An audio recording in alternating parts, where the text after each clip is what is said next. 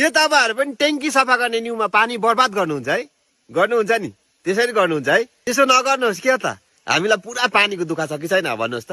त्यसै कारणले तपाईँहरूलाई पानी पनि बर्बाद नहुने, ट्याङ्की पनि सफा हुने एउटा जुगार लिएर आएको छ है त।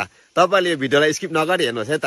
अनि तपाईँहरू कोले र यो जुगार बनाउनुको लागि चाहिँ हामीलाई बोतल त चाहिएन है, सानो टुक्रा भए पनि बोतल त चाहिन्छ। हामीले बोतल चाहिँ फ्याँक्नु हुँदैन है। अनि अब सेन्टे खाएपछि बोतलहरू नफेकौँ भनेको छु नि मैले सधैँ नै, यो पनि चाहिन्छ। अनि यस्तो एउटा पिभिसी पाइपको टुक्रा चाहिन्छ। यस्तो नरम पाइप छ भने छ, छैन भनेदेखि कडा पाइप भए पनि हुन्छ।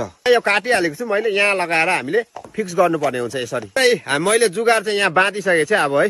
अनि यसलाई चाहिँ यो पानी तान्नुको लागि सजिलो पानी पनि यहाँ भराइसकेको छु।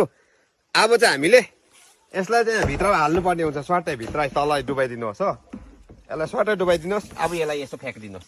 अब यसरी गर्नुहोस् तपाईँहरूले, मजाले बिस्तारै मुनि मुनि कुदाउनुहोस्। मुनि मुनिको मैला चाहिँ स्वाटै तानेर बाहिर निस्किन्छ है त यसरी। र हेर्नुहोस् त अघि कस्तो थियो अहिले कस्तो भइसक्यो, आधा सफा भइसक्यो हेर्नुहोस् त।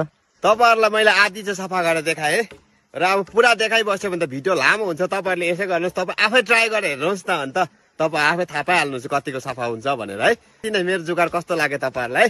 राम्रो लाग्यो भने भिडियोमा तपाईँहरूले सक्दो कमेन्ट गरिराख्नु। अनि लाइक, सेयर, कमेन्ट चाहिँ गर्नु नभुल्नु होला। ल साथीभाइ आजको लागि त भोलि भेटौँ है त।